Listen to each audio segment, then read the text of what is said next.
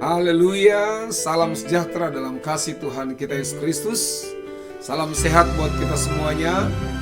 Dan saya percaya hari ini menjadi hari kemenangan kembali, hari keberkatan bagi kita. Hari di mana kita kembali melihat mujizat Tuhan berlaku menjadi bagian kita pada hari ini. Puji Tuhan. Kembali bersama dengan saya Pendeta Rudi Timbong dalam program Makroni, Makanan Rohani Hari Ini, yang akan kembali memberikan kesegaran bagi kita, akan memberikan kekuatan baru, akan menyemangati hidup kita untuk kita terus melakukan apa yang menjadi kehendak Tuhan dalam kehidupan kita. Haleluya. Makroni hari ini saya ambil dalam kebenaran firman Tuhan, Markus pasal yang ke-6 ayat yang ke-47. Markus pasal 6 ayat 47, firman Tuhan berkata seperti ini. Ketika hari sudah malam, perahu itu sudah di tengah danau, sedang Yesus tinggal sendirian di darat. Haleluya. Ketika ia melihat, atau Yesus melihat betapa payahnya mereka mendayung karena angin sakal, maka kira-kira jam 3 malam ia datang kepada mereka berjalan di atas air dan ia hendak melewati mereka. Saudara-saudara, kisah ini kita tahu bersama bahwa Yesus, perhatian Yesus kepada murid-murid itu dinyatakan dengan dia harus berjalan di atas air dan datang kepada murid-murid. Karena Yesus melihat, Yesus memperhatikan murid-murid yang sementara dengan susah payah mendayung, menyelamatkan diri untuk selamat dari angin sakal, dari ombak yang akan membinasakan mereka di danau itu. Nah, saudara-saudara, mari kita melihat dalam kebenaran firman Tuhan ini. Alkitab berkata ketika ia melihat, ketika Yesus melihat betapa payahnya mereka mendayung. Ini juga bicara tentang usaha dari murid-murid untuk menyelamatkan diri dari kematian, dari ombak yang menghantam mereka. Terus saudara, mari kita belajar kata betapa payahnya itu diterjemahkan dalam bahasa asli, yaitu untuk menyiksa. Jadi mereka itu berusaha mendayung. Alkitab berkata betapa payah, diterjemahkan bahasa aslinya menyiksa, nyeri, kerja keras, bahkan menjengkelkan. Kadang-kadang kita temukan dalam pekerjaan, dalam aktivitas, karena kita pakai pikiran kita, karena kita pakai tenaga kita, karena kita pakai pribadi kita, mengandalkan pribadi, maka sering-sering kita merasakan menyiksa diri, merasakan bahwa aktivitas kerja ini menyiksa diri kita, bahkan menjengkelkan. Kenapa? Karena di dalam perahu itu tidak ada Yesus. Haleluya.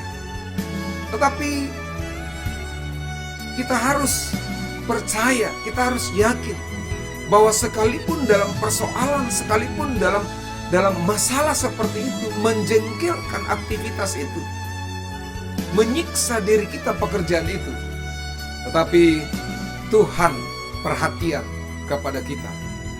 Perhatian khusus Yesus akan ditujukan kepada setiap kita. Saudara-saudara, menjadi pertanyaan, siapa yang menyiksa murid-murid?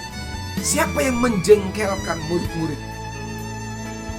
Dalam cerita itu, yang menyiksa adalah angin sakal. Saudara-saudara, angin sakal ini bicara tentang pengajaran yang salah. Angin sakal ini bicara tentang pengajaran yang salah. Haleluya. Ada banyak pengajaran, ada banyak ajaran yang salah yang membuat banyak orang menjadi siksa. Banyak orang menjadi jengkel karena pengajaran yang salah itu. Efesus pasal 4 ayat 14, Alkitab berkata, sehingga kita bukan lagi anak-anak yang diombang-ambingkan oleh rupa-rupa angin pengajaran. Angin pengajaran. Oleh permainan palsu manusia dalam kelicikan mereka yang menyesatkan. Gelombang, angin pencobaan, haleluya, rupa-rupa angin pengajaran. Alkitab berkata permainan palsu manusia, menjengkelkan. Baru dengar seperti, wah sepertinya enak sekali, sepertinya bagus ajaran itu. Tetapi pada akhirnya membinasakan, menjengkelkan kita. Ikut ini, ikut itu, dan lain sebagainya. Padahal itu trik iblis untuk membuat kita binasa. Tetapi haleluya, Yesus perhatikan kehidupan kita. Yesus perhatikan saya dan saudara untuk memberikan kenyamanan. Nah saudara-saudara, kita kembali. Angin sakal juga bicara tentang angin yang menghancurkan. Saya katakan tadi membinasakan. Angin pengajaran, angin sakal yang akan menghancurkan hidup kita. Dalam Matius pasal 7 ayat 25, Alkitab berkata, kemudian turunlah hujan dan datanglah banjir. Lalu angin melanda rumah itu, tetapi rumah itu tidak rubuh, sebab didirikan di atas batu. Artinya apa? Ada angin yang datang dan hujan. Ya, ini angin, hujan, banjir itu sudah satu paket. Untuk apa? Menghancurkan. Kita tahu di mana-mana jika terjadi banjir pasti menghancurkan. Rumah hancur, mobil, kendaraan apa saja itu hancur. Apa yang kita miliki hancur. Karena apa? Yaitu tidak ada Yesus di dalamnya. Maka hancurlah apa yang menjadi kegiatan kita, kerja kita, aktivitas kita, bahkan pelayanan kita hancur. Karena kita tidak menaruh Yesus pada tempat yang tepat. Nah saudara-saudara, Markus pasal 6 ayat 47 tadi sampai 48. Bagian kedua, ketika ia melihat betapa payah mereka mendayung. Mari kita pelajari. Ketika Yesus melihat, ada perhatian khusus kepada murid-murid. Maka Alkitab berkata, ketika ia melihat betapa payahnya mereka mendayung karena angin sakal, Yesus perhatikan, wah mulai payah. Usaha kegiatan dengan pikiran sendiri mulai payah. Karena itu akan membinasakan. Haleluya. Nah saudara-saudara, kata melihat yang dipakai dalam firman Tuhan itu diterjemahkan dalam bahasa asli lihat atau merasa, bahkan memahami. Perhatian Yesus, penglihatan Yesus itu bukan sekedar melihat, bukan sekedar memperhatikan saja. Tetapi Alkitab berkata bahwa Yesus juga ikut merasakan persoalan yang dialami oleh murid-murid. Yesus juga merasakan dan memahami apa yang dialami oleh murid-murid. Matius pasal 14 ayat yang ke-14 berkata begini. Ketika Yesus mendarat, haleluya, ia melihat orang banyak yang besar jumlahnya. Mereka tergerak, atau maka tergeraklah hatinya, hati Yesus, oleh belas kasihan kepada mereka, dan ia menyembuhkan mereka yang sakit. Penglihatan Yesus bukan hanya sekedar melihat. Dan seperti banyak orang berkata, kasihan dia, tetapi tidak ada perhatian khusus. Yesus melihat, dia juga merasakan apa yang menjadi persoalan, apa yang dialami murid-murid. Yesus juga melihat persoalan saya dan saudara, dan dia merasakan apa yang saya alami hari-hari ini. Dalam persoalan pergumulan apapun juga, Alkitab berkata, tergeraklah hatinya oleh belas kasihan. Saudara-saudara, Yesus melihat hidupmu. Yesus melihat apa yang menjadi persoalan hidupmu. Persoalan pribadi, persoalan keluarga, persoalan rumah tangga, bahkan persoalan kerja pun, usaha pun, aktivitas.